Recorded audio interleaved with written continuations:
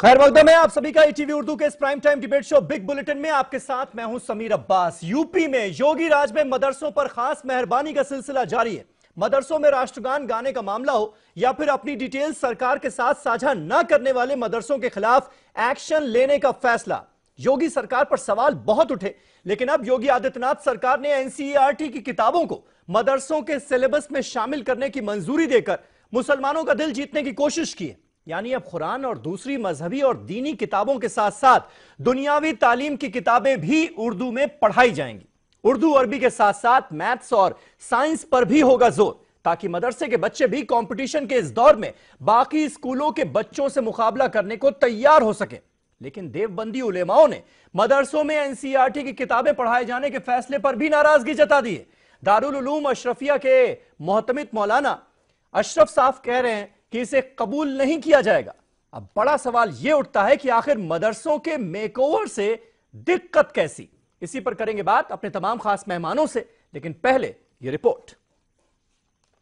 होंगे यूपी के मदरसे, दीनी तालीम के साथ साथ एनसीईआरटी की किताबें क्या तरक्की की तरफ बढ़ेंगे कौम के हाथ। योगी राज में मदरसों के मेकओवर से दिक्कत की। यूपी की आवाम ने बीजेपी को वोट दिया था ताकि रियासत में तरक्की और खुशहाली आए, लेकिन बीजेपी इख्तिदार में आने के बाद निकाह, तलाक, रोमियो स्क्वाड, मंदिर, मदरसा, आरती और ताजमहल में फंसकर रह गई। मदारिस में कभी कौमी तराना तो कभी हिंदी बोर्ड को लेकर खूब हंगामा किया गया, मगर असातिज़ा को 2 साल से नहीं मिल रही तनख्वाह का तस्करा तक कहीं नहीं किया गया। सबका साथ सबका विकास का नारा अब सिर्फ एक जुमला बनकर रह गया है। डेवलपमेंट और तरक्की कहीं न कहीं पीछे छूट गया है। योगी हुकूमत भगवाकरण की सियासत पर उतर आई है। यूपी रोडवेज की बसों को भगवा रंग देने और सेक्रेटेरिएट को भगवा रंग में रंगने के बाद कानपुर में इंडियन क्रिकेट टीम और न्यूजीलैंड की टीम को भगवा योगी गमछा से खैर मकदम किया गया। वहीं अब यूपी में योगी हुकूमत मदारिस को मॉडर्न बनाने के नाम पर मदरसों को भी भगवा रंग में रंगना चाहती है। अब मदारिस में एनसीईआरटी की किताबें मुतारिफ करने की तैयारी हो रही है, जिस पर अमल करना लाजमी होगा। योगी हुकूमत यूपी में मदारिस को लेकर इतनी फिक्रमंद क्यों है? क्या योगी हुकूमत को मदारिस से इतना लगाव है? जबकि वहीं योगी हुकूमत की निगरानी में चलने वाले स्कूल उत्तर प्रदेश बेसिक शिक्षा परिषद बुनियादी सहूलियात से महरूम है, जहाँ ना असातिज़ा है ना ही किताबें। ऐसे में क्या हुकूमत की ये जिम्मेदारी नहीं बनती कि वो सरकारी स्कूलों में बुनियादी तालीम की जानिब तवज्जो दे, ताकि ये स्कूल भी मॉडर्न बन सके। इन स्कूलों की तरक्की के लिए योगी हुकूमत को आगे आना चाहिए, ताकि सबका विकास हो सके। देखो, हम तो इससे कितना भी सहमत नहीं है। वजह उसकी ये है कि इस फरमान के अंदर 2 रुखेपन की, जिद्दीपन की और एक खास कौम को, एक खास सिस्टम को टारगेट करने की बू आ रही है। जो एनसीईआरटी सिलेबस के अकॉर्डिंगली करना चाहते हैं तो उसके एक फ़ायदा ये ज़रूर होगा कि एक यूनिफॉर्मिटी तमाम मदरसों के एजुकेशन में आ जाएगी और इसका खैर मकदम होना चाहिए, वेलकम होना चाहिए, और ये भी एक अच्छी बात है। यूपी मदरसा शिक्षा परिषद के रजिस्ट्रार प्रहलाद गुप्ता के मुताबिक उत्तर प्रदेश मदारिस में अब जल्द ही एनसीईआरटी की किताबें मैथ और साइंस पढ़ाना लाजमी होगा। जबकि वहीं इस मामले में उत्तर प्रदेश कांग्रेस लेजिस्लेचर पार्टी के साबिक लीडर प्रदीप माथुर का कहना है कि मौजूदा हुकूमत को इस तरह का निसाब जबरदस्ती थोपना नहीं चाहिए, इससे उनके धर्म में दखल अंदाजी होगी। आदरणीय मुख्यमंत्री जी की ये मंशा है, एक उत्तर प्रदेश के विकास में जिस तरह से यूनिवर्सिटीज, जिस तरह डिग्री कॉलेज, जिस तरह सीबीएसई और इसके मदरसे, इनके स्कूलों की भूमिका है, वही भूमिका छात्रों के विकास के लिए मदरसों की होनी चाहिए। देखिए, लोकतंत्र है। उत्तर प्रदेश सरकार ने जो सोचा है, एक ज़बरदस्ती थोपने वाली बात ये हो सकती है। एनसीईआरटी और मदरसे एक ट्रेडिशनल तरीके से चलते हैं, अपने शरीयत के हिसाब से चलते हैं। वो अपनी उसमें आप एनसीईआरटी का यदि सिलेबस लागू करेंगे तो मैं समझता हूँ कि उनकी स्वायत्तता में दखल होगा, और इसे फोर्सफुली तरीके से नहीं किया जाना चाहिए। इसे डिस्क्रिशनरी किया जाना चाहिए कि जो मदरसे चाहें वो इसे एक्सेप्ट कर सकते हैं, जो नहीं चाहें उन पर दबाव नहीं बनाया जाना चाहिए। हुकूमत की जानिब से मदरसों को मॉडर्न बनाने की पेशरफ से मंजूर शुदा मदारिस से वाबस्ता लोगों में तशवीश पाई जा रही है।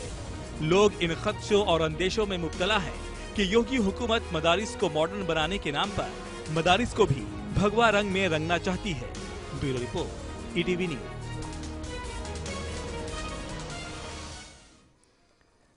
तो आखिर यूपी में मदरसों के मेकओवर से अब दिक्कत कैसी है, हमारा आज का सवाल। तमाम खास मेहमान हमारे साथ जुड़ चुके हैं।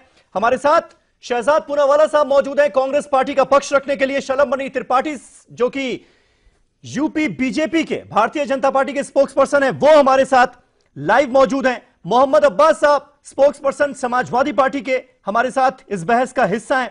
यासिर जिलानी साहब राष्ट्रीय मुस्लिम मंच के स्पोक्स पर्सन, वो हमारे साथ इस बातचीत में जुड़े हुए हैं, संघ के नेता हैं। मौलाना अब्दुल रहमान आबिद साहब हमारे साथ मौजूद हैं, राब्ता काउंसिल के। इसके अलावा रामेश्वर पांडे साहब भी थोड़ी देर में आपको स्क्रीन पर नजर आएंगे, जो कि सीनियर जर्नलिस्ट हैं। शलभ, पहला सवाल आपसे, अब ये जो मदरसों के मेकओवर की बात सामने आई है और कहा यह जा रहा है कि भाई एनसीईआरटी की बुक्स जो हैं वो भी पढ़ाई जाएंगी मदरसों में, इसके पीछे दरअसल सरकार की मंशा क्या है? क्योंकि सवाल इस पर भी उठने शुरू हो गए हैं। बात हो रही है कि मदरसों की ऑटोनॉमी में सीधे सीधे दखलंदाजी करना चाह रही है योगी सरकार। देखिए, पहली बात तो जो मेरे पास आंकड़ा है और आपके पास भी जानकारी होगी कि जो मुस्लिम समाज के लोग हैं, हमारे मुस्लिम भाई हैं, उनमें केवल शायद 4 या 5% लोग हैं जो मदरसों में जिनके बच्चे पढ़ रहे हैं। तो क्या कारण है कि 90%, 95% लोग अपने बच्चों को मदरसों में नहीं पढ़ा रहे? इसका मतलब कि मदरसों की शिक्षा में कहीं ना कहीं कुछ अधूरापन है। एनसीईआरटी की किताब को लेकर इस बार सरकार ने यह फैसला लिया है कि जितने राजकीय स्कूल हैं, जितने सरकारी विद्यालय हैं, वहां पर भी एनसीईआरटी की बुक लागू होगी। जितने प्राथमिक विद्यालय है अगले सत्र से वहां पर भी लागू होगी। और क्योंकि मदरसों में जो बच्चे पढ़ रहे हैं वो भी हमारे देश के बच्चे हैं, हमारे प्रदेश के बच्चे हैं, हमारे अपने बीच के बच्चे हैं, वो किसी तालीम में पीछे न रह जाएं। आईएएस का इम्तिहान देने जाएंगे, कल को इंजीनियरिंग का इम्तिहान देने जाएंगे, सब जगह एनसीईआरटी की किताबों से सवाल आते हैं। तो मदरसे में पढ़ने वाले बच्चे का ये कसूर थोड़े होना चाहिए कि बस वो जो तालीम ले रहा है उसमें एक उसकी धर्म की तालीम के चलते उसको गणित न पढ़ाई जाए या साइंस न पढ़ी जाए, या एनसीईआरटी का जो कोर्स पूरे देश में लागू है, अंतर्राष्ट्रीय स्तर पर तमाम सारे इम्तिहान हो रहे हैं, एक अंतर्राष्ट्रीय स्तर पर उसको कॉम्पिटिट करना है, इस भावना के साथ हमने ये एक फैसला लिया है। और ऐसा नहीं कि सिर्फ मदरसों पे लिया, प्राथमिक विद्यालयों पर लिया, राजकीय विद्यालयों पर लिया और फिर मदरसों पर भी लिया। लेकिन अब कुछ लोग उसको इसलिए राजनीतिक उसको रंग दे रहे हैं क्योंकि वो लोग चाहते हैं कि मुस्लिम समाज में एक बड़ा तबका बेड़ियों में जकड़ा रहे, वो पीछे रहे, उसको एनसीईआरटी की किताबों का कोर्स न पता चले। ये वो लोग हैं जिन्होंने सिर्फ वोट के लिए इस्तेमाल किया, मुसलमान समाज को डराते रहे कि मोदी आएंगे तो ये हो जाएगा, योगी आएंगे तो ये हो जाएगा। अब मुस्लिम समाज देख रहा है कि मोदी आए तो क्या हुआ, मोदी आए तो मुसलमान बच्चियों की शादी के लिए पैसा दिया, किसानों की कर्ज माफी योगी जी ने भी की जिसमें 7% मुसलमान भाइयों को फायदा हुआ। तो ये डराकर रखने की जिनकी परंपरा रही है, जो मुसलमान भाइयों को सिर्फ वोट बैंक समझते रहे आज तक, उनको जरूर पीड़ा हो रही है। मोहम्मद अब्बास साहब जवाब दीजिए इसका, मुस्कुराइए नहीं, ये सवाल दरअसल आपसे है।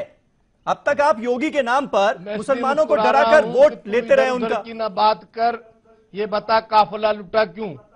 मुझे रहजनों से नहीं, तो बताइए ना काफिला क्यों लूटा?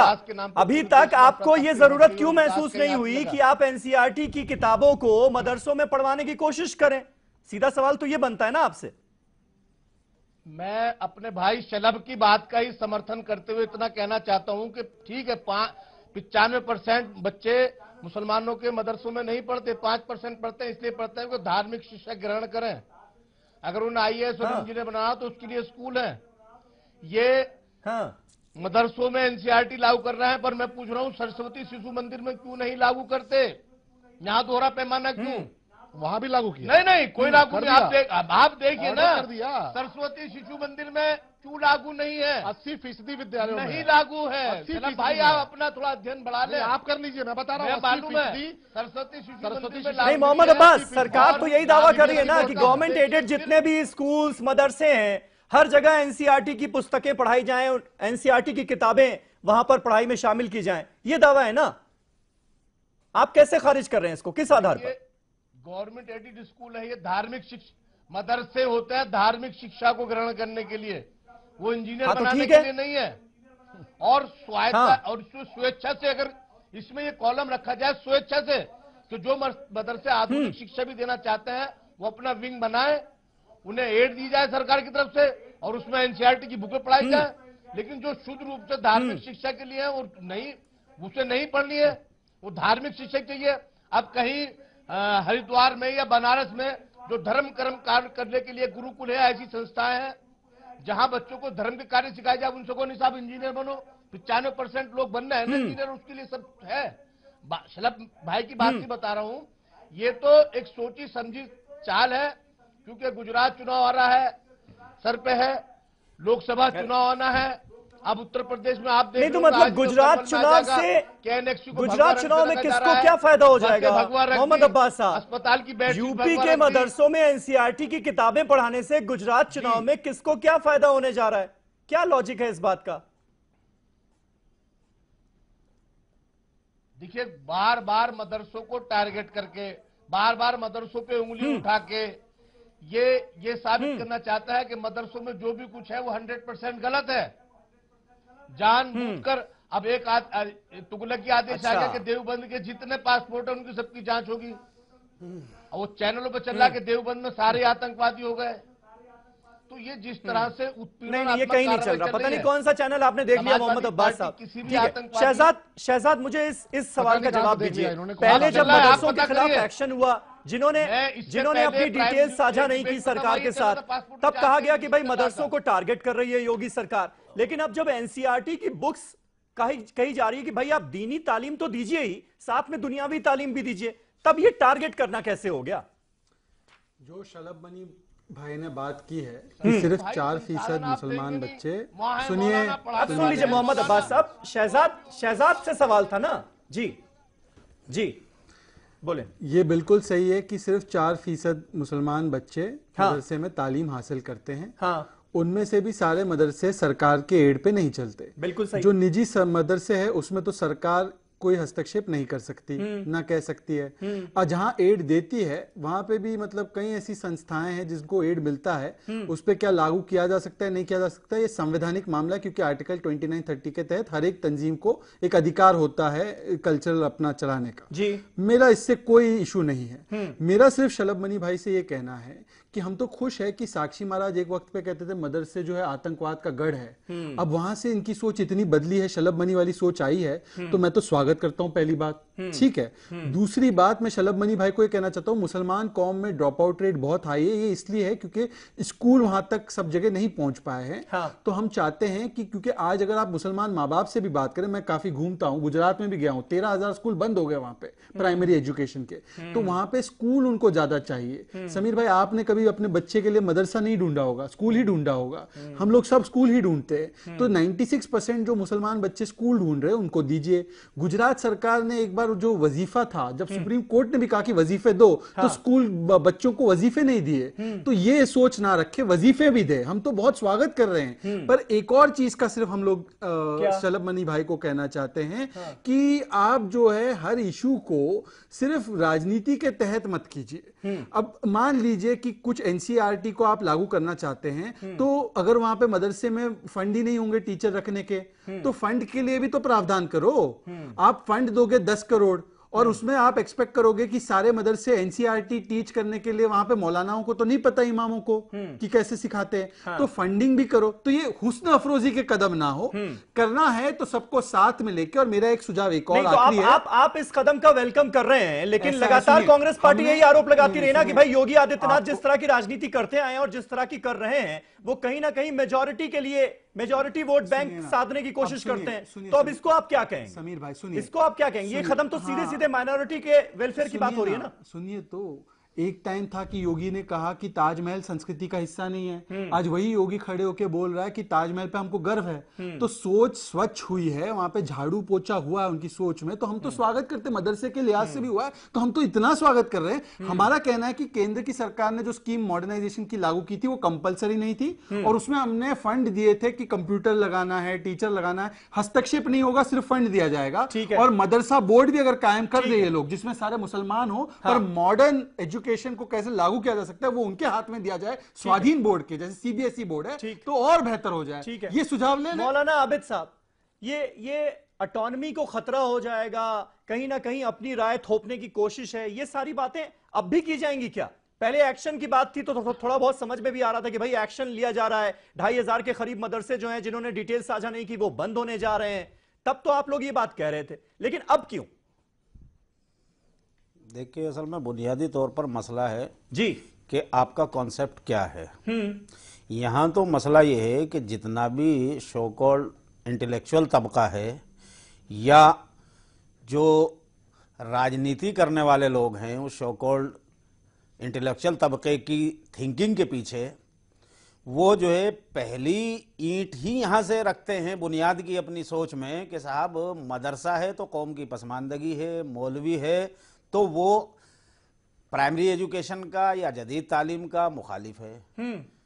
शायद आप लोग, पता नहीं मुझे होमवर्क कहाँ से करते हैं, क्यों करते हैं, मुझे खूब अच्छी तरह याद है, और याद क्या है, मैं तो उसका पार्ट रहा हूँ 1994 में मैंने खुद हिंदुस्तान के तमाम मरकजी मदरसों का सफर किया था। उस वक्त दिल्ली में एक बहुत बड़ा फंक्शन तमाम मदरसों का हुआ था, जो काजी मुजाहिदुल इस्लाम कासमी साहब आज नहीं है हमारे साथ इस दुनिया में, अल्लाह ताला उनको गरीक रहमत करे। अभी भी इस देश के ज्यादातर मदरसों में दुनियावी तालीम की जगह सिर्फ और सिर्फ दीनी तालीम दी जा रही है। आप इस बात से इनकार कर सकते हैं क्या?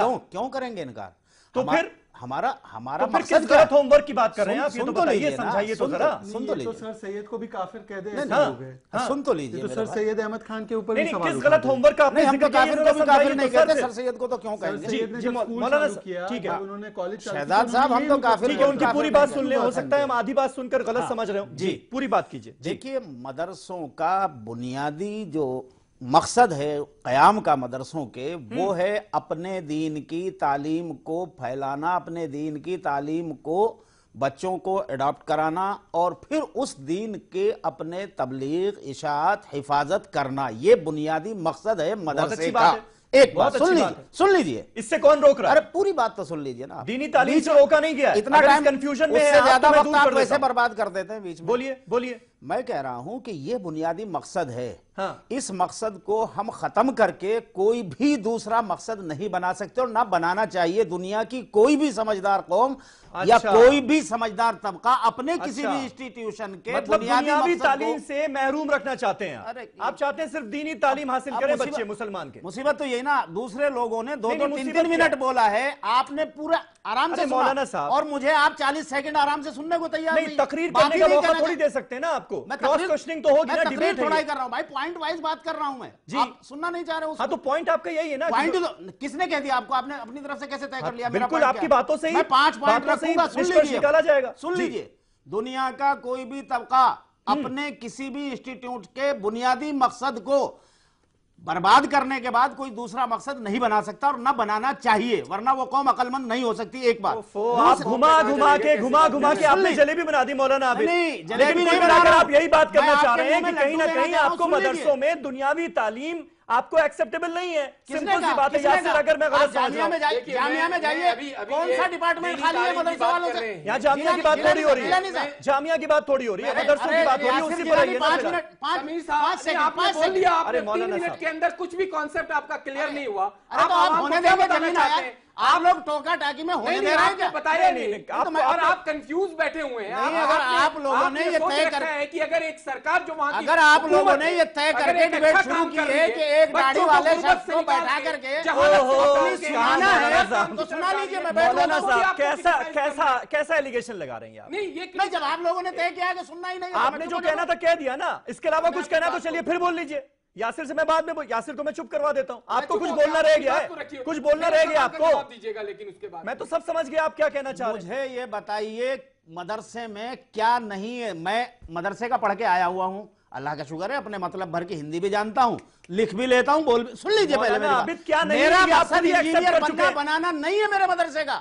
मेरे मदरसे का मकसद वकालत पढ़ाना नहीं है। मेरे मदरसे में सुन लीजिए, मदरसों में क्या नहीं है ये आप एक्सेप्ट कर चुके हैं ना थोड़ी देर पहले। अगर ऐसा है मल्टीपर्पज आप चलाना चाहते हैं तो मैं पूछना चाहता हूं, ये यूनिवर्सिटियां मौलवी क्यों नहीं बनाती, मुफ्ती क्यों नहीं बनाती, मुफस्सिर क्यों नहीं बनाती, फकीह क्यों नहीं बनाती? बनाइए आप ये सारी चीजें। सर आप दूसरों को मौका दीजिएगा प्लीज। अब सुन लीजिए प्लीज मौलाना यासिर। साहब, आप अपने घर में तो देखिए मैं ये जो कह रहे हैं कि मदरसों का मकसद ही आप नहीं अपने घर में है एक कि बात ये होने सिर्फ देना मौलवी नहीं बनाना चाहते, चाहते हमारे घर को मौलाना बदलना सुन लीजिए आप। चाहते हैं। मौलाना साहब मौलाना मैं समझ गए। चाहता हूं कि आप सुने मेरी बात जी, को। जी। मैं अपना बड़ा विराट दिल करके भारत की जो जनसंख्या है मुसलमानों की 20 करोड़ बताता हूं। 6 लाख मस्जिदें इन्होंने बना रखी है, तामीर करी हुई, 4.5 लाख मदरसे, 3.5 लाख के पास उलमा है, करीब 150 साल से ये गली गली घूम के तबलीग भी कर रहे हैं। आपके पास 42% मुसलमान जाहिल हैं, बिल्कुल जाहिल हैं, जिन्हें ना तो उर्दू मालूम है ना अरबी मालूम है। आप दीन दुनियावी चीज को तो छोड़ दीजिए। इसका मतलब क्या ये किया है आपने? और होने अरे चाहिए। आपने क्या इसका किया? मतलब ये है आपने ये किया तादाद क्या? दुगनी होनी अरे चाहिए। आपने नहीं, किया इसका क्या? मतलब आप ये जो नहीं है। मदरसों से- इसका मतलब ये है कि कौन ऐसे लोग हैं जो कौम को जाहिल ही रहने देना चाहते हैं। इसका मतलब ये है। काम कर लिया, अभी इतनी आप मौलाना कौन वो लोग हैं उनके बारे में पता कीजिए जो कौम को जाहिल, बिल्कुल सही बात कह रहे हैं। और आप सिर्फ इसलिए जाहिल रखना चाहते हैं कि आपका जो चंक वोट बैंक है वो आपके हाथों से ना फिसल जाए, आपकी दुकान ना बंद हो जाए। इसलिए उन नौनिहाल बच्चों को मैं मदरसों की तारीफ करता हूँ, मदरसों से भी लड़के निकलते हैं, अच्छा करते हैं, लेकिन इसके बावजूद भी मदरसों में। और मैं देखिए मैं एक हमारे साथ समाजवादी पार्टी के मोहम्मद अब्बास साहब थे, वो रह गुजर रहबरी और काफिला क्यों लुटा उसकी बात कर रहे थे। काफिला 70 साल में आप जैसे लोगों की जिनको नेता बनाया उन्होंने लूटा मुसलमानों का, उन्होंने मुसलमानों को हाशिए पे रखा, उन्होंने जाहिल बना के रखा कौम को, उन्होंने गुर्बत में रखा कौम को, उन्होंने आपको निकलने नहीं दिया दूरी से। आज जो सरकार आई है और आप तकरीर नहीं कर रहा हूं, मैं अपनी बात कर रहा हूं। और सुन लीजिए, संघ जो पहला ऐसा संगठन है राष्ट्रीय संघ सेवक संघ जिसने आपके बारे में सोचा और वो लेके आया है ये पूरा प्रकरण, वो आपको बताना चाहता है कि किस तरह से आप आगे भारत में जब साथ आएंगे आपके लिए आप इस जनरेशन के लिए सोच रहा है, क्योंकि उसकी जितने भी डिपार्टमेंट हैं ठीक है काम करते हैं विकास के लिए, यासिर मुसलमानों के हो गया रामेश्वर पांडे साहब हमारे एक मिनट शायद मौलाना साहब, अरे दूसरों का हक ना छीनिए ना। 96% के लिए यासिर साहब मैं आ रहा हूँ, फिर आ रहा हूँ आपके पास। एक मिनट मौलाना साहब, रामेश्वर पांडे साहब भी बैठे हैं, उनको बहस में शामिल कर लिया जाए। रामेश्वर पांडे साहब, अब योगी सरकार के इस फैसले के पीछे मंशा आपको क्या नजर आ रही है? क्योंकि पहले बहुत सारे फैसलों पर सवाल उठ चुके हैं कि भाई मदरसों को टारगेट किया जा रहा है, अब ये एनसीईआरटी की बुक्स को शामिल करने का जो मामला है, मंशा आपको क्या नजर आती है? देखिए, बहुत सारे मुस्लिम नुमाइंदों ने जो अलग अलग पार्टियों के थे, मौलानाओं ने भी कहा कि मुस्लिम बच्चों को आधुनिक शिक्षा दी जानी चाहिए। अगर ये आधुनिक शिक्षा दी जाती है और दीनी तालीम से छेड़छाड़ नहीं होती है तो इससे अच्छी कोई बात नहीं हो सकती। और आप मनसा अगर ढूंढना हो तो भाजपा की सरकार है तो कुछ भी अच्छा करेगी तो मनसा आपको लगेगा कि इसमें कुछ, लेकिन ये सिर्फ भाजपा की सरकार का सवाल नहीं है, ये मुस्लिम नुमाइंदों की यह मांग रही है हमेशा, कांग्रेस में भी। और बड़े बड़े विद्वानों ने कहा कि भाई हमारे बच्चों को सिर्फ आप दीनी तालीम देते हैं और आधुनिक शिक्षा उनकी नहीं हो पाती है, और आज के जरूरत के हिसाब से वो डेवलप नहीं हो पाते हैं, तो इसलिए उनको किया जाना चाहिए। तो इसमें हर्ज क्या है? अब अगर आपको लगता है कि आपके दीनी तालीम में कोई हस्तक्षेप होने लगे तो आप उसका विरोध करिएगा, लेकिन अगर एनसीईआरटी की बुक्स आती हैं और उर्दू में 2 विषय तो उर्दू में वो पढ़ाएंगे और इसके अलावा वो आधुनिक शिक्षा देंगे और कहीं पूरी आजादी है, पूरी स्वायत्ता है, तो मुझे नहीं लगता कि सिर्फ मंशा के आधार पर, जैसे अगर मंशा की बात हो तो दूसरी तरफ कहा जा सकता कि आपकी मंशा ही नहीं है कि आप अपने बच्चों को दीनी तालीम से अलग उन्हें आधुनिक बनाना चाहते हैं, आपकी मंशा ठीक नहीं है, तब ये भी सवाल हो सकता है। ये आज मतलब दूसरी तरफ से भी सवाल उठाए जा सकते हैं। फिर शलभ एक चीज क्लियर कर दीजिए, मुझे ब्रेक पर जाना है, 10 सेकंड मेरे पास बचा है। शलभ, दीनी तालीम जो अभी तक मदरसों में पढ़ाई जा रही है उससे किसी तरह की कोई छेड़छाड़ तो नहीं की जानी है ना? ये क्लियर कर दीजिए, ये मैसेज क्योंकि जरूरी है जाना। नहीं, बिल्कुल नहीं की जा, बिल्कुल नहीं बिल्कुल नहीं की जानी है। जो तालीम उनको मिलती रही वो मिलती रहेगी। और खास बात यह है कि जो गणित और साइंस पढ़ाया जाएगा वो भी उर्दू में होगा, तो उसको पढ़ाने के लिए भी उर्दू टीचर्स रिक्रूट किए जाएंगे, रोजगार भी मिलेगा। सब्जेक्ट और नए लादना चाहते हैं, उन पे कहां से तो इतना टाइम लाइएगा, कहां से उतना जाहिल बना के रखना चाहते हैं कौन को? आप लोग यही काम करना चाहते हैं। अरे क्योंकि आपकी दुकान बंद हो जाएगी, आप अपनी दुकान चलाना चाहते हैं, आप उनको संदेश में रखना चाहते हैं, आप देखिए उतरना चाहें। अरे बर्बाद कैसे हो जाएगी कौम? मैथ्स और साइंस पढ़ के कौम बर्बाद कैसे हो जाएगी? हमारी बात सुनिए, दलील सुनिए ना। कोई दलील आप मैं सुनता हूँ, नहीं, कोई दलील नहीं। अरे नहीं, दादागिरी नहीं चलेगी। दादागिरी बच्चों के मुस्तकबिल का सवाल है। सही बात। यासिर पर्सनल, ठीक है, पर्सनल लाओ। एक छोटा सा ब्रेक लेने दीजिए मुझे। ब्रेक के बाद वापस आते हैं, इस बहस को यहीं से शुरू करेंगे जहां से अभी खत्म कर रहे हैं। एक छोटा सा ब्रेक, फौरन होते हैं हाजिर। तमाम खास मेहमान हमारे साथ बने हुए हैं।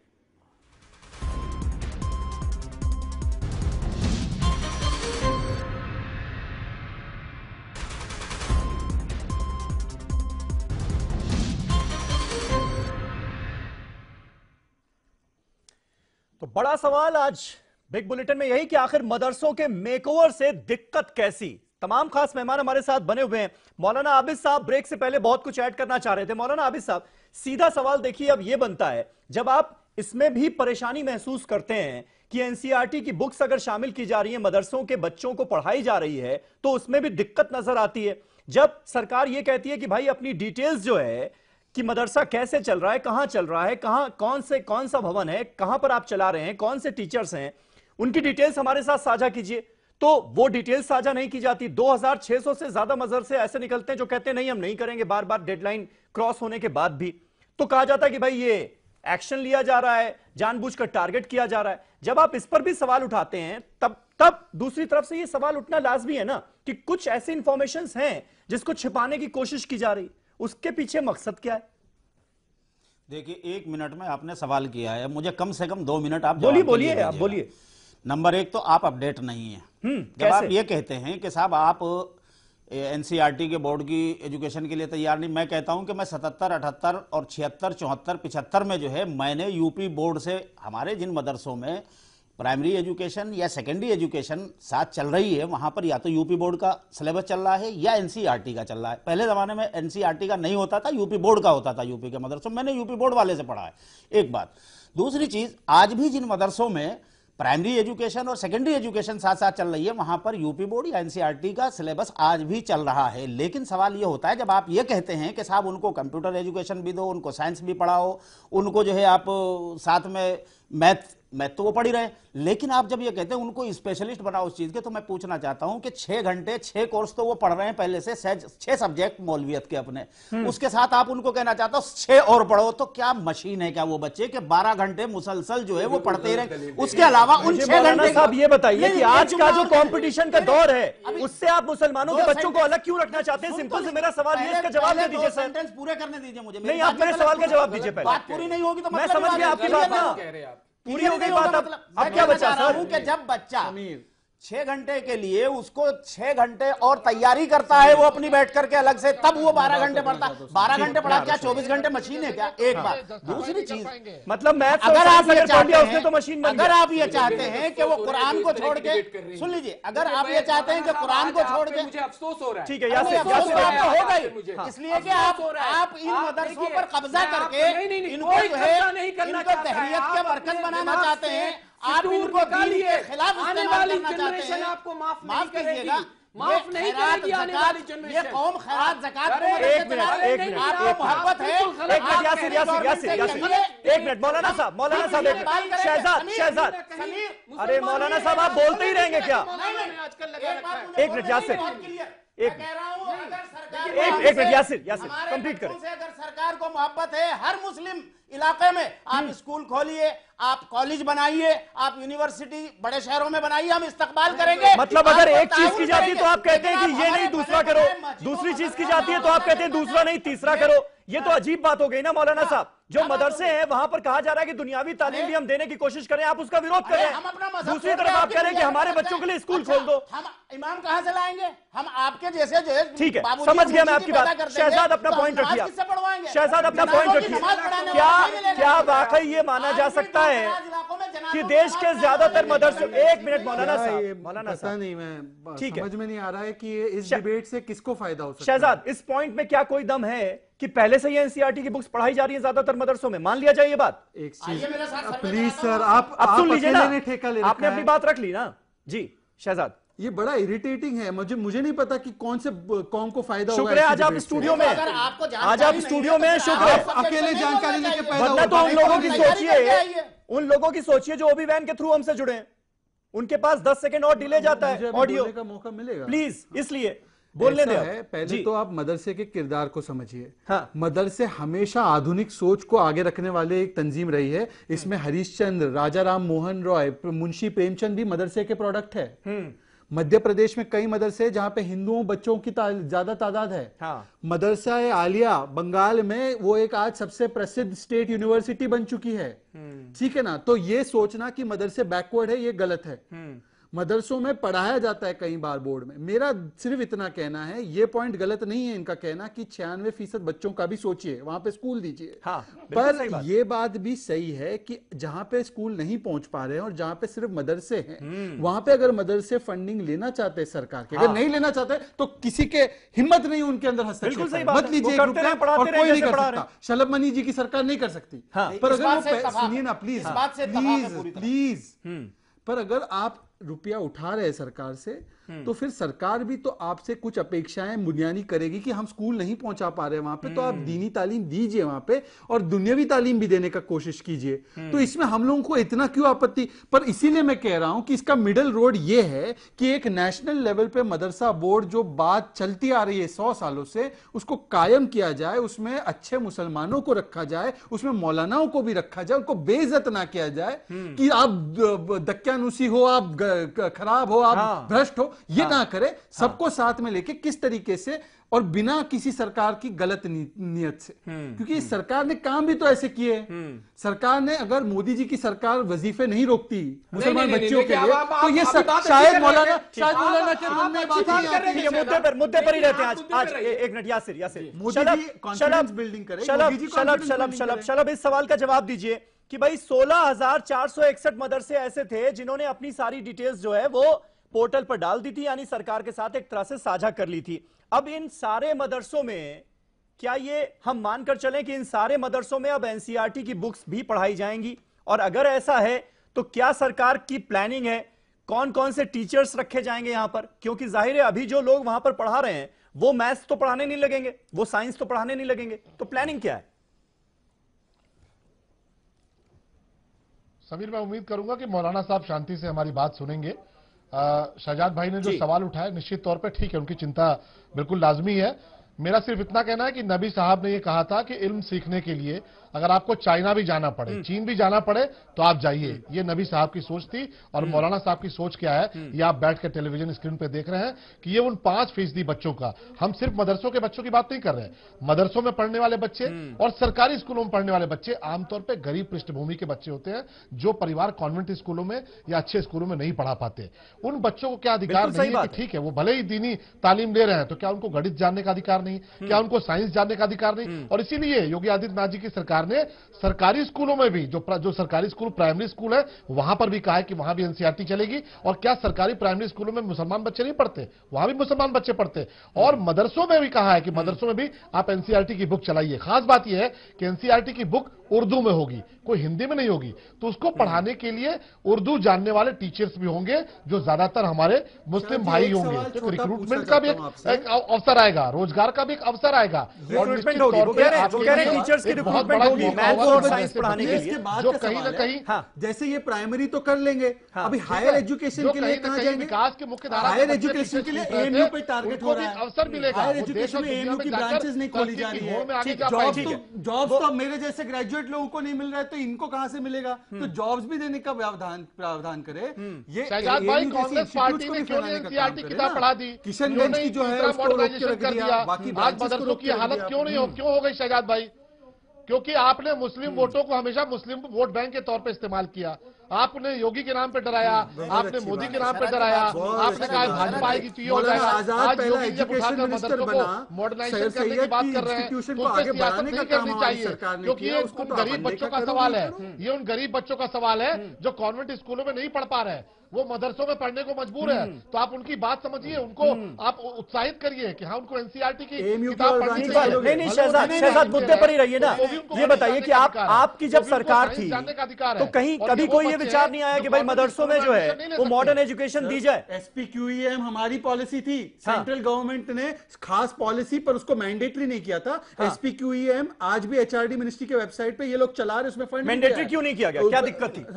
मैंडेटरी इसलिए नहीं किया जा सकता, आर्टिकल 2930 के तहत मौलाना के पास अधिकार है कि वो अपनी तंजीम खोले, और अगर मेरे से पैसा नहीं ले रहा है सरकार से तो मैं कोई हस्तक्षेप नहीं कर सकता। और ये शाखा में भी चलता है, शाखा में संविधान पढ़ाते हैं ये लोग, शाखा में पढ़ा है संविधान कंपलसरी। जो गवर्नमेंट एडेड प्राइवेट है तो नहीं कर सकते, उसमें तो बात ही नहीं हो रही ना। यहाँ सारी बात ही हो रही है गवर्नमेंट एडेड मदरसों की। हमने स्कीम चालू की, और सिर्फ स्कीम नहीं चालू की, हमने ये भी स्कीम लगाई कि AMU की भी ब्रांचेस बढ़ाएंगे, और जो AMU से निकल रहे हैं, मदरसे से निकल रहे हैं, उनको नौकरी देने का भी काम हमने किया। ITI भी चालू की। ये लोग सिर्फ एक काम कर रहे हैं, हम इनको बोल रहे 4 और काम बाकी है, तो 4 और काम भी कीजिए ना। हमने तो और ना किसी को ठेस पहुंचे हमारे काम से।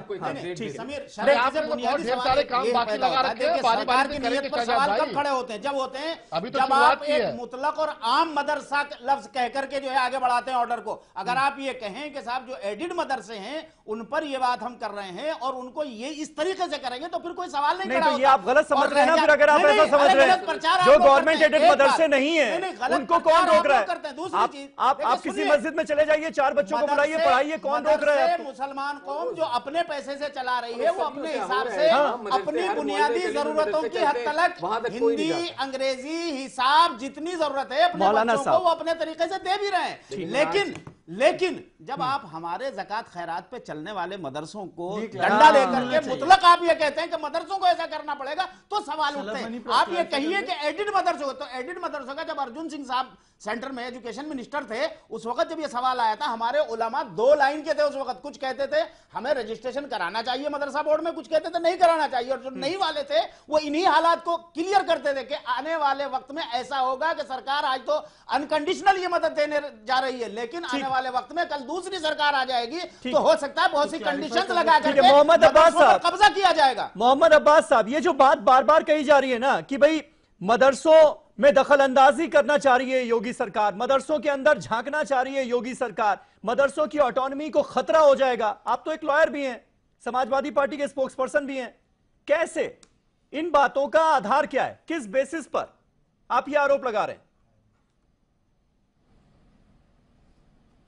देखिए, जिस तरह से हाईलाइट करके मदरसा शब्द का प्रयोग किया जा रहा है सरकार की नियत पे सवाल खड़ा करता है। अगर सरकार की मंशा होती कि ये भी शहजाद भाई ने कहा है कि एडिड मदरसों को और जो चीज उसे कंसर्न नहीं है उसे दिया जाएगा।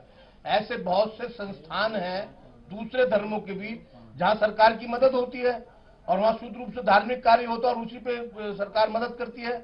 सब जगह होना चाहिए ना। लेकिन मैं इसको एक अच्छा कदम मानता हूं कि मदरसे में पढ़ने वाले बच्चे भी, उन्हें भी हक होना चाहिए कि 500 रुपए महीना के इमाम ना बने बल्कि आगे बढ़े।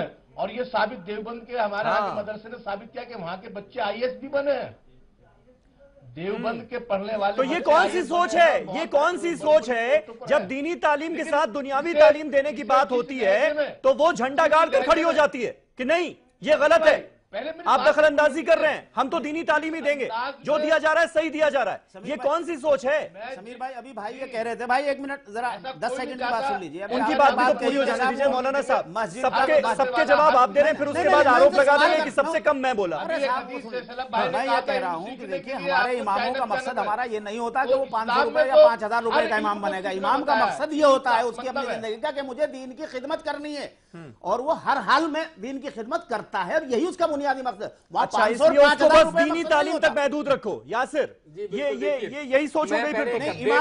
मतलब दीनी तालीम तक महदूद रखो उसको कि और कुछ करना ही ना पाए। उससे कौन रोक रहा है दीन की खिदमत से? उससे रोकने की बात ही कहाँ हुई? भाई साहब जो कह रहे थे यही बात कह रहे थे कि साहब 500 रुपए का इमाम बनता है मदरसे से पढ़ के जाकर के। भाई जो दीन की खिदमत करने के लिए तैयार है, दीन की खिदमत कर रहा है, उसको अगर दुनियावी तालीम भी हासिल हो जाएगी। देखिए इस वक्त तो इसमें बुराई है क्या? यासिर, मौलवी लोग हैं, इनको आवाम नहीं सुन रही है। मैं आपको एक अपडेशन और दे दूं, अपडेट कर दूं कि बिहार ने अभी अरे मौलाना सुन लीजिए, आपके पीछे 2 आदमी नहीं है, मुझे मालूम है, मुझे मालूम है। दुनिया की सबसे बड़ी संगठन है और विकास की बात करती है। बिहार ने अभी एक विज्ञापन दिया है, मैं कल देख रहा था, उसमें क्लियर उन्होंने दरोगा की भर्ती निकाला है। उसमें लिखा है कि जो मदरसे से आलिम है वो ग्रेजुएट के इक्वल होते हैं। आप भी इसमें फॉर्म भरिए और अगर आप सिलेक्शन होते हैं तो आप भी बिहार में दरोगा बनेंगे। ये सरकार कर रही है। आने वाली जो यूपी की सरकार है वो इस तरह की स्कीम लाएगी। आप लोग घबराएं नहीं, मेन स्ट्रीम में आने दीजिए। जब तक मेन स्ट्रीम में मुसलमान नहीं आएगा विकास नहीं होगा मुसलमानों का। आप यकीन करेंगे कि अरे आप मेरी बात तो सुन लीजिए। स्कूल खुला हुआ है आप लोगों की वजह से, उन स्कूल में बच्चे नहीं जाते। ये दिमाग में देखिए, जब ये टीवी पे बैठ के कहते हैं कि हमारा मकसद सिर्फ दीनी तालीम है, दुनियावी तालीम नहीं है, नहीं, आप अपने दिमाग से ये फितूर निकालिए और मुसलमान बच्चों को ये कहिए कि दुनियावी तालीम बहुत जरूरी है। और देखिए, अभी शलभ मनी भाई ने कितनी अच्छी बात कही कि नबी सल्लल्लाहु अलैहि वसल्लम ने कहा कि अगर आपको इल्म की जरूरत पड़े तो चीन। क्यों चीन कहा था? क्योंकि उस वक्त सऊदी अरब से चीन जाना बहुत टेढ़ा मामला था, इसलिए आप उसको भी नहीं समझ सके, आप उसको समझ नहीं सके। अरे आप क्या माने बताइएगा? आप लोगों ने माने बताते बताते मुसलमानों को हाशिए पे ला दिया। आपने किसी, अरे आप नहीं बता पाएंगे, आप नहीं बता पाएंगे। इस्लाम ने कहा था कि सच्चे मुसलमान बनिए, सूद मत खाइए, शराब मत पीजिए, जाहिल मत रहिए, ये इस्लाम ने कहा था। ये कर रहे हैं रामेश्वर पांडे जी, रामेश्वर पांडे जी, मेरे पास आंकड़े, रामेश्वर पांडे जी, जो एक्चुअल इस्लाम है वो आपको बताइए मौलाना साहब। यासिर, ये 21st सेंचुरी में आ गए आप इस तरह से। रामेश्वर पांडे जी ना करिए और मुस्तकबिल खराब ना करें। रामेश्वर पांडे जी, ये सोच के पीछे क्या रीजन हो सकता है और इस सोच से भला किसका फायदा हो सकता है कि जब दुनियावी तालीम देने की बात होती है दीनी तालीम के साथ तो कुछ लोग रोकने में लग जाते हैं कि नहीं ऐसा नहीं हो, जो हो रहा है वही है। आप लोग जबरदस्ती नहीं, ऐसा है ना, ऐसा है ना। आप लोग गलत कहते हो, हमने बार-बार कह रहे हैं। सुन लीजिए ना, सुन लीजिए, आप खुद उसी को रिप्रेजेंट कर रहे हैं, उसी तबके को रिप्रेजेंट कर रहे हैं, उसके बाद कह रहे हैं कि गलत करें। जी रामेश्वर जी, दुनियावी तालीम आज के इस 21वीं सदी में दुनियावी तालीम जी का विरोध करने वाला, इसका मतलब है कि वो चाहता है कि जो तालीम हासिल कर रहा है वो पिछड़ा रहे, जाहिल बना रहे। क्या अभी मौलाना साहब कह रहे थे, क्या दुनियावी तालीम हासिल करने वाला अपने कौम की खिदमत नहीं कर सकता है? अगर वो दीनी तालीम हासिल कर ले और साथ में दुनियावी तालीम, मैंने लफ्ज दीन का इस्तेमाल किया, खलत मलत मत किया कीजिए आप चीजों को, ये तो मुसीबत है। ठीक, सुन लीजिए। नहीं तो दीन का भी, वो कौम की भी हिफाजत कर सकता है, कौम की खिदमत कर सकता है और दीन की भी खिदमत कर सकता है और पुख्ता तरीके से हिफाजत करेगा। फिर अगर दुनियावी तालीम भी हासिल करेगा तो कौम की और पुख्ता तरीके से मदद करेगा। विरोध जैसे लोगों ने नहीं बताया, देखिए जैसे लोगों ने नहीं, कांग्रेस पार्टी, सपा, जितने भी बड़े पॉलिटिकल लीडर्स रहे हैं जो इस्लामी देखिए, आप सबका ये मानना है कि रामेश्वर जी भी अपना कीमती वक्त निकाल कर आए ना, सुन लीजिए। आधुनिक बनाया जाना चाहिए और इसका विरोध अगर कोई कर रहा है तो कहीं न कहीं उसका वेस्टेड इंटरेस्ट है, उसका कोई वेस्टेड इंटरेस्ट है। वरना तो मैं समझता हूँ स्कूल क्यों नहीं देते हमें? बिल्कुल, क्या वेस्टेड इंटरेस्ट क्या हो सकते हैं? मुस्लिम, एक मिनट, ये जानना बड़ा जरूरी है। कहा सभी पार्टियों ने कहा और आज जरूरत है इस देश। पांडे जी, जो आपने सवाल किया ना, दीनी तालीम हासिल कर रहे हैं उन्हें जवाब आप ही तालीम भी दी जाए ताकि वो आज की इंटरेस्ट इनकी बात बार होती है, ये क्या हो सकता है? समीर, ऐसा है कि वेस्टेड इंटरेस्ट किसका क्या है वो तो मुझे लगता है कि को इतना ये बैकग्राउंड डार्क दिखा रहा है, ऐसा भी नहीं है। दारुल शहजाद से सवाल है ना, बाकायदा आधुनिक शिक्षा चल रही है, वहाँ मेडिकल बीएमएस का भी सारा सब इंतजाम है, लेकिन मौलाना थोड़ा शायद अपनी बात रख नहीं पा रहे हैं। अरे जो मदरसे दुनियावी तालीम दे रहे हैं वो तो अच्छा कर रहे हैं, उस पर कौन सवाल उठा रहा है? उस पर कौन सवाल उठा रहा है? शहजाद, वेस्टेड इंटरेस्ट क्या हो सकते हैं? मदरसे वाले ये मौलाना ही सबका जवाब देने के लिए तैयार है, तो अब क्या प्लीज मौलाना आप दूसरों की भी सुनिए। जी शहजाद कंप्लीट करें। ऐसा है कि जहां से मैं आता हूं पूना से, वहां पे कई सारे चर्च भी है हाँ। चर्च भी सरकार से कोई फंड नहीं उठाते, वहां पे फादर और बिशप वगैरह बनने की ट्रेनिंग होती है। पर उन्होंने अपनी मैनेजमेंट ने वहां पे उनको एजुकेशन, मॉडर्न एजुकेशन भी दिया है। और ऐसा काम दारुल उलूम भी कर रहा है, ऐसा काम कई अच्छे मदरसे भी कर रहे हैं। जो नहीं कर रहे उनका वेस्टेड इंटरेस्ट क्या है वो शायद मौलाना बता सकता है, कोई और बता सकता है। पर मेरा कहना यह है कि अगर हम लोग अगर सरकार से फंड नहीं भी उठा रहे, बतौर मुसलमान बोल रहा हूं, कांग्रेस प्रवक्ता नहीं बोल रहा हूं, अगर मैं मुसलमान हूं और मैं मदरसा चला रहा हूं तो मेरे प्रॉफिट का तो मैसेज यही था कि आप दुनिया की तालीम भी हासिल करो और दीन की तालीम भी हासिल करो। तो इसमें किसी को क्या नुकसान है?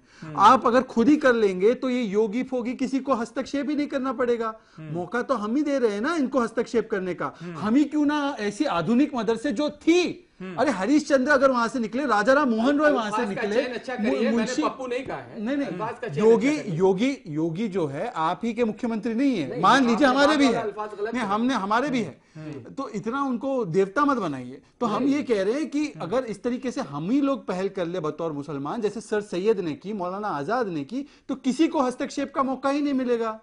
ये हम लोग नहीं सोचते। हम लोग यहाँ पे जो है चिल्लाने में ज्यादा वक्त गुजारना चाह रहे हैं। ऐसा है, बात समझिए पहले। ऐसा हमारी स्कीम निकली थी, वॉलंटरी थी, तभी आपने बोलिए मौलाना साहब, जहां खड़ा हुआ है वहां पर जो है उसे इस पोजीशन में जो मदरसे आप खुद ही देख भी रहे हैं कि क्या हशर बना दिया गया। एक तरफ आप ये भी कह रहे हैं कि साहब ये कर रहे हैं, दूसरी तरफ आप हम ही से ये कह रहे हैं। हम ये कह रहे हैं कि आज भी दूर दराज देहातों में मस्जिदों में इमाम तलक नहीं पहुंच पाते, नहीं मिल पाते। हम ये कह रहे हैं कि जनाजों की नमाज हमारे इन छोटे हमारे इन मदरसों का मकसद जो है बुनियादी तौर पर दीन की तालीम है, दीन की तहफ्फुज़ है। ठीक है, शलभ से जवाब लेते ना इसका। एक मिनट, मौलाना साहब का जवाब दे दीजिए। शलभ वो कह रहे हैं कि दीनी तालीम जो है वो आगे बढ़ाना बहुत ज्यादा जरूरी है। देखिए समीर भाई, मौलाना साहब को धन्यवाद दीजिए कि उन्होंने असल मकसद वही है, साथ लेके चलते हैं ठीक अपनी ताकत के मुताबिक। अपनी समीर भाई, मौलाना साहब को धन्यवाद दीजिए कि उन्होंने अपनी मंशा जाहिर कर दी। ये चाहते हैं कि मुसलमान बच्चे जाहिल बने रहे, मुसलमान बच्चे पिछड़े रहे। मौलाना साहब ने अपनी मंशा जाहिर कर दी। ये चाहते हैं कि मुसलमान बच्चे जाहिल रहे, मुसलमान बच्चे पिछड़े रहे, वरना मौलाना साहब की दुकान बंद हो जाएगी। जो 4% बच्चे भी मदरसों में पढ़ रहे हैं वो अगर गणित पढ़ लेंगे तो मौलाना साहब की दुकान बंद हो जाएगी और वो बच्चे बहुत आगे जाएंगे। तो मौलाना साहब को अपनी दुकान बंद होने का डर है, इसलिए और ऐसे मौलानाओं की दुकान बंद होनी चाहिए जो मुसलमान बच्चों को पिछड़ा रखना चाहते हैं, जो मुसलमान बच्चों को आगे नहीं बढ़ने देना चाहते। ऐसे मौलानाओं की दुकान बंद होनी चाहिए समीर भाई, क्योंकि वो चाहते हैं कि मुसलमान बच्चे दुनिया के साथ कॉम्पिटिट कर। मौलाना साहब आप सबका जवाब देंगे, दिक्कत यही हो जाती है ना। शलभ की बात तो बंद होनी चाहिए और इनकी दुकान बंद हो रही है क्योंकि सिर्फ 4% बच्चे अब मदरसों में हैं। अगर वो गणित पढ़ लेंगे, साइंस पढ़ लेंगे, ये मौलाना साहब की दुकान बंद होने के कगार पर है, इसलिए ये परेशान है। ये चाहते हैं कि मुसलमान बच्चे जाहिल रहें, ये चाहते हैं कि मुसलमान बच्चे पिछड़े रहें, और ऐसे मौलानाओं की दुकान सरकार बंद करके रखेगी। अरे ऐसी सरकारों को पलट देंगे इंशाल्लाह, घबराइए नहीं। दादागिरी नहीं चलेगी अगर सरकार है तो। जमहूरियत के साथ आपको सही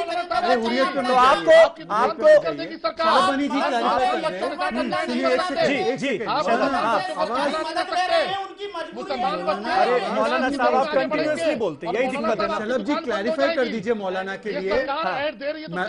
शलभ जी बोलिए। अरे सुनिए, अरे यार ये लोग अपने ही पैर पे कुल्हाड़ी मारने के लिए तैयार है। अरे आप ही का सवाल पूछा हूं, आप सुनेंगे? एक मिनट सुनिए ना, हम कह रहे हैं जो उनको कौन मदद कर सकता है आप बताओ। उनकी मजबूरी है, सरकार के मौलाना साहब सारे ज़ाब्तों को मानेंगे वो, इसीलिए हम ये कहते हैं कि आजादी के साथ अपने मदरसे बगैर सरकारी। अरे आजादी देकर तो देख लिया गया ना, क्या किया आपने? आजादी देकर तो देख लिया गया। सुन लीजिए आप, सुन लीजिए। शहजाद क्या पॉइंट है आपका?